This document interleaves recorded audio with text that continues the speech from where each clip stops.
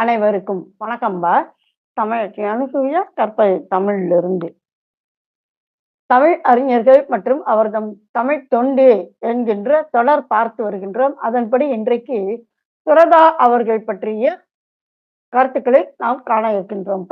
வீடியோவை முழுமையாக பாருங்கள். நன்றி. வாங்க வீடியோக்குள்ள போகலாம்.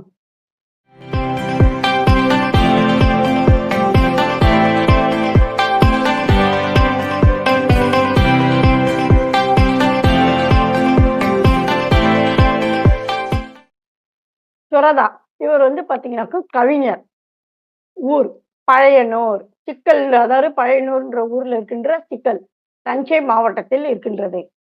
இவர் காலம் 23 நவம்பர் 1921 பிறந்தார்.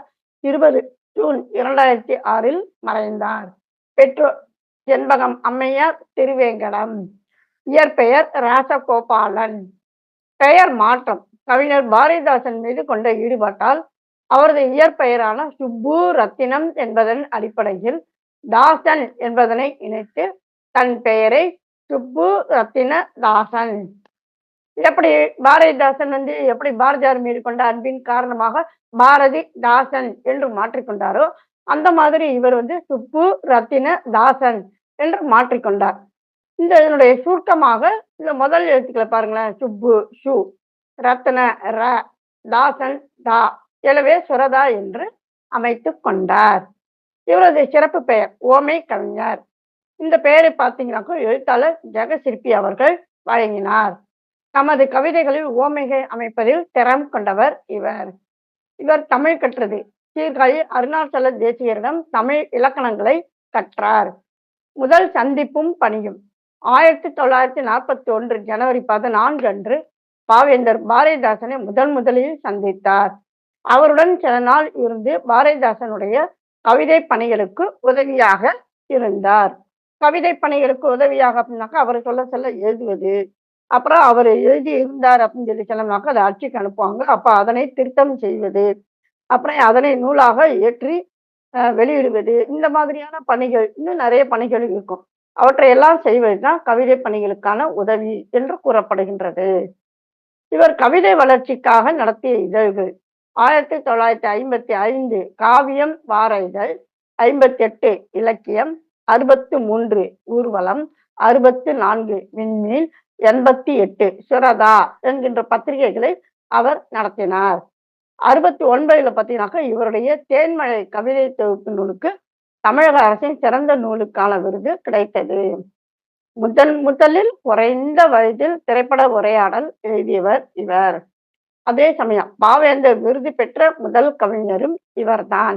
இதெல்லாம் பாத்தீங்கன்னாக்க தேர்வுல திரும்ப திரும்ப இடம் பெறக்கூடிய வினாக்கள் சரிங்களா? அதனால் நீங்களும் திரும்ப திரும்ப நன்றாக படித்து மனதில் நிறுத்தி கொள்ளுங்கள். அடுத்து இவர் ஆற்றிய தமிழ் தொண்டு என்னன்னா, இப்ப கவிதை அப்படிங்கிற பொழுது சாவின் முத்தம் 1946, உதட்டில் உதடு 53, தொழாத வாலிபம் 54, எப்போதும் இருப்பவர்கள் 54, பட்டத்தரசி 65, தேன்மழை 65, கவிதை தலைவர் நேரு 66, நெஞ்சில் நிறுத்துங்கள் 76, துறைமுகம் 76, சோரன் சுண்ணாமம் 76, எச்சில் இரவு 80, அமுதும் தேனும் 83, சுரதா கவிதைகள் 93, முத்துப்பந்தல் 2010, பூக்கூடை 2010, வாழ்த்து மழை 2010, விதைகள் 2010, விரல் நுனி வைரங்கள் 2010, இதழ் மலர்கள் 2010. இதுல பாத்தீங்கன்னாக்கும் நம்ம அவருடைய காலம் என்பதில் நம்ம பார்த்தோம். 2006 மறைந்ததாக நாம் பார்த்தோம். அப்ப 2010 எப்படிங்கம்மா அவர் எழுதி வைத்த அந்த கவிதைகளெல்லாம் எடுத்து இந்த பதிப்பத்தார்கள் அவற்றை திருத்தம் செய்து நூல்களாக வெளியிட்டு இருக்கின்றார்கள். இது பற்றிய கூடுதல் தகவல்லாம் நம்முடைய தொகுப்பு நூல்ல கொடுத்திருக்கோம்ப்பா. தமிழச்சி பதிப்பகம் வெளியிட்டு இருக்கின்ற கற்பது தமிழினுடைய போட்டித் தேர்வுகளுக்கான தொகுப்பு நூல்கள், அதுல இதுக்கான குறிப்புகள்லாம் கொடுக்கப்பட்டிருக்கின்றன. அடுத்து பாத்தீங்கன்னா இவர் எழுதிய கட்டுரைகள் சொன்னார்கள் 78, வார்த்தை வாசல் 84, பாவேந்தரின் காலமேகம் 87, கலைஞர் பற்று ஓமை கவிஞர் 88, வினாக்களும் சுரதாவின் உடைகளும் 91, முழுக்க முழுக்க பார்த்தீங்கன்னாக்கா, எழுத்தாக்கம் பற்றியும், கவிதைகளை பற்றிய வினாக்களும் இருக்கும். அதற்காக சுரதா கூறியிருக்கின்ற விடைகள். ரொம்ப அருமையான நூல்ப்பா.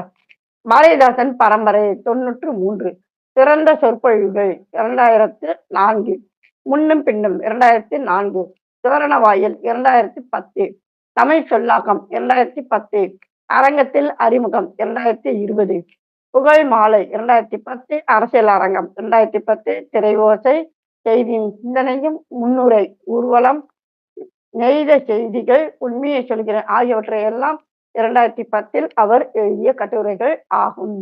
அதே சமயம் மிக குறைவான வயதில் திரைப்பட உரையாடல் எழுதியவர் அப்படின்னு சொல்லி நம்ம பார்த்தோம். அது என்ன திரைப்படம் அப்படின்னாக்க, மங்கையர்க்கரசி என்கின்ற திரைப்படம் 1950 எழுதி இருக்கின்றார். சரிங்கப்பா. அப்ப சுரதா அவர்களுடைய இயல்பான பெயர் என்ன, புனை பெயர் என்ன, எவ்வாறு அந்த பெயரை மாற்றிக்கொண்டார், அவர் ஆற்றிய பணிகள் என்னென்ன, அதே சமயம் தமிழ் யாரிடம் கற்றார், அவருடைய தொண்டு என்னென்ன, படைப்புகள் என்னென்ன என்பதை பற்றி இந்த பதிவில் நாம் பார்த்தோம். இந்த மாதிரி ஒவ்வொரு கவிஞர்கள் பற்றியும், புது கவிஞர்கள், இந்த மாதிரியான ஒவ்வொருவர் பற்றியும் நம்முடைய தமிழ் எழுச்சி பதிப்பகமானது நூல்களாக, தொகுப்புகளாக வெளியிட்டிருக்கின்றன. அவற்றை வாங்கி படியுங்கள். சரிங்களா? மீண்டும் ஒரு புதிய பதிவில் சந்திப்போம். நன்றி, வணக்கம்.